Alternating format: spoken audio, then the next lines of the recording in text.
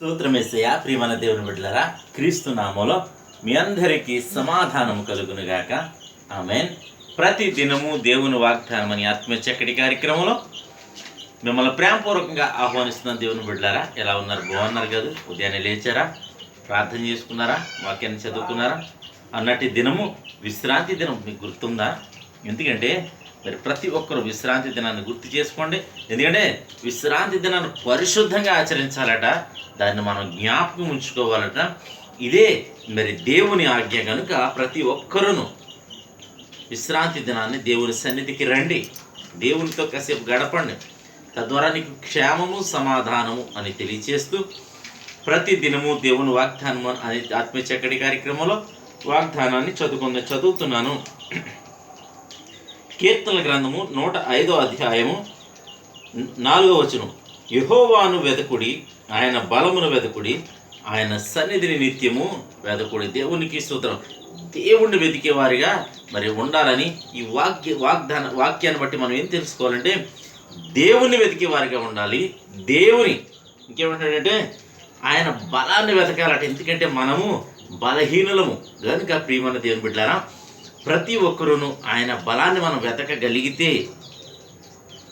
ఆయనను వెతకగలిగి, ఆయన బలాన్ని వెతకగలిగి, ఆయన సన్నిధిని నిత్యము మనం వెతకగలిగితే మరి ఆయన మనకుంటాడు, ఆయన బలం మనకుంటుంది, ఆయన సన్నిధి మనకు తోడుగా ఉంటుందని మీకు తెలియచేస్తూ, నువ్వు మరి ఈ మూడు పరిస్థితులు ఒకవేళ మనకు దగ్గరగా ఉన్నాయంటే, ఒకటి దేవుడు మనకు దగ్గరగా ఉంటాడు, రెండు ఆయన బలం మనకు తోడుగా ఉంటుంది, ఇంకేమంటుందంటే ఆయన సన్నిధి కూడా మరి మనతో ఉంటుంది. ఎప్పుడంటే నీవు వెతికినప్పుడు. కనుక మన లోకంలో అనేకమైనవి వెతుకుతున్నాం, అనేక మంది చోట్ల వెతుకుతున్నాం, కానీ దేవుణ్ణి, నిజమైన దేవుణ్ణి వెతికే వారిగా ఉండాలి. కనుక మనకు ఎటువంటి పరిస్థితులు ఎదురైనా మరి దేవుడు మనతో ఉన్నప్పుడు, ఆయన బలం మనతో ఉన్నప్పుడు, ఆయన సన్నిధి మనతో ఉన్నప్పుడు మనకు ఎటువంటి పరిస్థితులు వచ్చినా, శ్రమలు కావచ్చు, ఇబ్బందులు కావచ్చు, నిందలు కావచ్చు, వ్యాధులు కావచ్చు, అలాగే బాధలు, మరి ఏదైనాను సరే మరి నీవు వాటిని జయించడానికి ప్రభు కృప చూపుతారు. ఎందుకంటే ఆయనే నీతో ఉంటాడు, నీకు దొరుకుతాడు కనుక, ఆయన బలం నీతో ఉంటుంది కనుక మరి నువ్వు ప్రతి పరిస్థితిని జయించగలవు అని తెలియచేస్తూ దేవుడి మాటలు దీవించును గాక. ఆమెను ప్రార్థన చేసుకుందాం. స్తోత్రము తండ్రి, వందనాలు యేసయ్యా. ప్రతి దినము దేవుని వాగ్దానం అని ఆత్మీయ చక్కటి కార్యక్రమంలో తండ్రి మీరు ఇస్తున్న వాగ్దానమును బట్టి నీకు వందనాలు. యెహోవాను వెతుకుడి, ఆయన బలమును వెతుకుడి, ఆయన సన్నిధి నిత్యము వెతుకుడి అని వాగ్దానం చేస్తున్న ఎంతమంది ప్రజలను తండ్రి యూట్యూబ్ ద్వారా, షేర్ చాట్ ద్వారా, ఫేస్బుక్ ద్వారా, నాయన వాట్సాప్ ద్వారా, నాయన ఇన్స్టాగ్రామ్ ద్వారా, నా తండ్రి షేర్ చాట్ ద్వారా ఎంతమంది నా తండ్రి ఈ ప్రార్థనలు ఎక్కువిస్తున్నారో వారందరి జీవితాల్లో ఈ వాగ్దానాన్ని నెరవేర్చమని ప్రార్థిస్తున్నాం. అలాగే ప్రతి ఒక్కరికి నీకు కృపించమని, ఈ విశ్రాంతి దినం యొక్క దీవెనలు ప్రతి బిడ్డకి దయచేయమని ప్రార్థిస్తున్నాను. ఈ దినం ప్రభావ ప్రతి చోట నీ సన్నిధులు తెరిచే ఉంటాయి.